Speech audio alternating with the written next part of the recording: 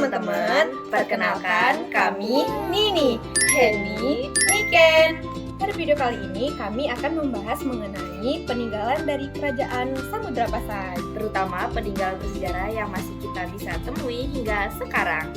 Yuk simak videonya sampai selesai. Samudra Pasai adalah salah satu kerajaan Islam pertama paling berpengaruh di Nusantara. Berdirinya sekitar abad ke-13 di pesisir utara Sumatera. Kerajaan ini tumbuh di wilayah yang menjadi simpul penting jalur perdagangan dunia. Letaknya yang strategis membuat kapal-kapal dari Gujarat, Arab, Persia hingga Tiongkok singgah di pelabuhannya. Dari sinilah agama Islam mulai masuk ke Nusantara. Kerajaan Samudra Pasai kemudian berkembang menjadi pusat ekonomi dan kebudayaan yang memainkan peran besar dalam membentuk peradaban Nusantara. Kemunculan Kerajaan Samudra Pasai tidak bisa dilepaskan dari sosok Sultan Malik Al-Saleh, yaitu sebagai penguasa pertama yang dikenal memiliki karakter yang visioner. Di masa pemerintahannya, Islam tidak hanya menjadi agama resmi, tetapi juga sebagai identitas politik yang memperkuat hubungan dengan dunia muslim internasional. Setelah beliau wafat, kepemimpinan dilanjutkan oleh putranya, yaitu Malik Al-Zahir, yang membawa kerajaan ini menuju masa keemasan. Pada masa inilah, Samudra Pasai dikenal luas oleh para musafir serta pelaut asing. Di tengah-tengah pesatnya aktivitas ekonomi, Kerajaan Samudra Pasai juga berkembang sebagai pusat pembelajaran Islam. Aksara Jawi, sistem tulis Melayu berbasis huruf Arab, mulai diperkenalkan dan menyebar luas, menjadi pondasi literasi bagi kerajaan-kerajaan Melayu berikutnya. Para ulama dan cendekia yang datang dari berbagai negeri menemukan Pasai sebagai tempat yang aman dan makmur untuk berdiskusi. Namun, seperti banyaknya kerajaan besar lainnya, Samudra Pasai tidak selamanya berada dalam stabilitas. Memasuki abad ke-15, gejolak internal mulai terasa. Adanya perebutan kekuasaan di istana melemahkan otoritas pemerintahan. Meski Samudra Pasai telah lama runtuh, jejak historis dan peninggalannya tetap bertahan hingga hari ini.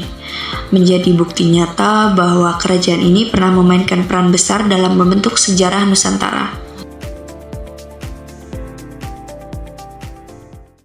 Dirham emas Pasai, dari tanah Melayu ke 3 benua. Keping emas yang menyatukan Arab, India, dan Tiongkok di jalur perdagangan abad ke-14. Pada abad ke-14 di tepi Selat Malaka, berdiri sebuah kerajaan makmur, Samudra Pasai. Dari sini lahir uang emas berkilau, bertuliskan aksara Arab, dan nama Sultan Malik Al-Zahir.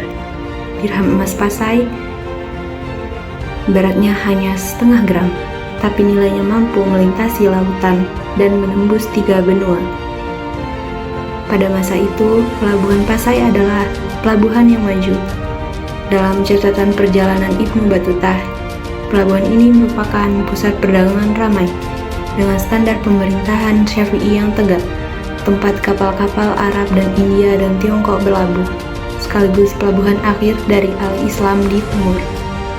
Dirham Pasai tak hanya berputar di pasar-pasar lokal, ia menyeberangi samudra, menghubungkan rempah Aceh, kain India, dan sutra Tiongkok.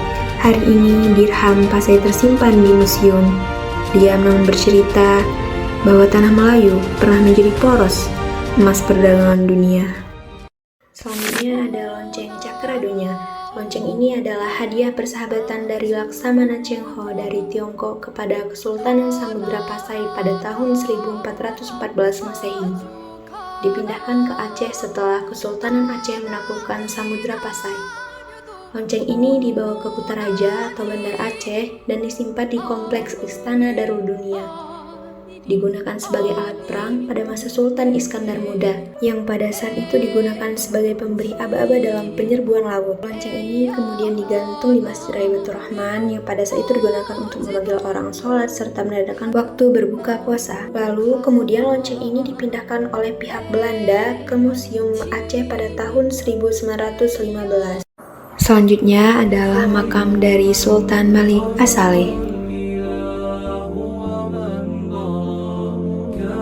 Inilah kubur orang yang dirahmati lagi diampuni, bertakwa lagi suka memberi nasihat, yang berasal dari keturunan terhormat lagi terkenal, abid lagi pembahas atau penakluk bergelar Sultan Malik As-Saleh yang berpindah sejak Ramadan tahun 696. Dari hijrahnya Nabi, semoga Allah menyiramkan rahmat atas pusarannya dan menjadikan surga sebagai tempat kembalinya dengan kehormatan tiada Tuhan melainkan Allah dan Muhammad adalah utusan Allah. Batu nisan ini memberitakan tentang seseorang pemimpin muslim yang pertama kali sekali digelar dengan sultan di Asia Tenggara. Ia hanya dikenal dengan gelarnya Al-Malik As-Saleh atau Sultan Al-Malik As-Saleh. Gelar yang menduduki posisi nama ini tersebut pula pada beberapa batu nisan milik keturunannya. Dari situlah diketahui bahwa Sultan Al-Malik As-Saleh adalah pendiri dinasti Islam pertama di kawasan Asia Tenggara, baik di daratan maupun kepulauannya. Tulisan inskripsi pada batu nisan Sultan Al-Malik As-Saleh memuat gambaran ringkas namun komplit tentang kepribadiannya. Ia adalah seorang pemimpin yang bertakwa lagi suka menasehati, berasal dari keturunan terhormat dan terkenal namun sangat santun dan pemurah. Ia juga seorang yang taat dan ahli ibadah, namun dalam waktu yang sama ia juga seorang pejuang dan pembebas. Selanjutnya, nisan Sultanah Narisya yang dipenuhi oleh aksara Arab, berbahasa Arab dan Melayu kuno dengan khat kufi yang indah, yaitu kaligrafi Arab tertua yang berasal dari kota Kufah. Nisan tersebut memuat keterangan bahwa inilah kubur wanita yang bercahaya yang suci, ratu yang terhormat, almarhumah yang diampuni dosanya Nahrasiyah, putri Sultan Zainal Abidin, putra Sultan Ahmad, putra Sultan Muhammad, putra Sultan Malik As-Saleh.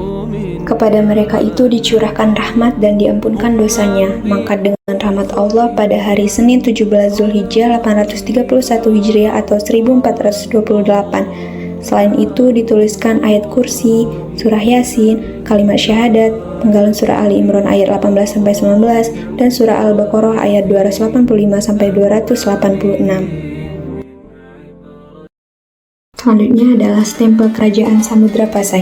Stempel ini adalah artefak tanduk hewan yang berukuran kecil, diperkirakan milik Sultan Muhammad Malikul Zahir pada abad kedua Hijriah atau 13 Masehi dan merupakan stempel kerajaan Islam tertua di Nusantara. Ditemukan di Kuta Krueng, Aceh, usianya diperkirakan lebih dari 683 tahun. Saat ditemukan tanpa gagang utuh dan berfungsi sebagai alat pengesahan resmi dokumen kerajaan, simbol kekuasaan sultan dan penanda keabsahan surat-surat perintah sultan seperti Lettre de Sachet, serta memastikan keutuhan barang penting. Dan yang terakhir adalah surat Sultan Zainal Abidin. Surat tersebut berbahasa Arab yang berisi pengaduan kepada Kapitan Moran atau wakil Portugis di India tentang tindak sewenang-wenang utusan Portugis di Bandar Pasai dan menjadi bukti akhir masa kejayaan kerajaan tersebut. Maka dari itulah beberapa peninggalan dari Kerajaan Samudra Pasai. Surat ini ditulis menjelang akhir pemerintahannya dan kini tersimpan di Museum Aceh. Itu tadi sejarah singkat dan juga peninggalan dari Kerajaan Samudra Pasai. Semoga informasi yang kami sampaikan bisa bermanfaat bagi kita semua. Wassalamualaikum warahmatullahi wabarakatuh.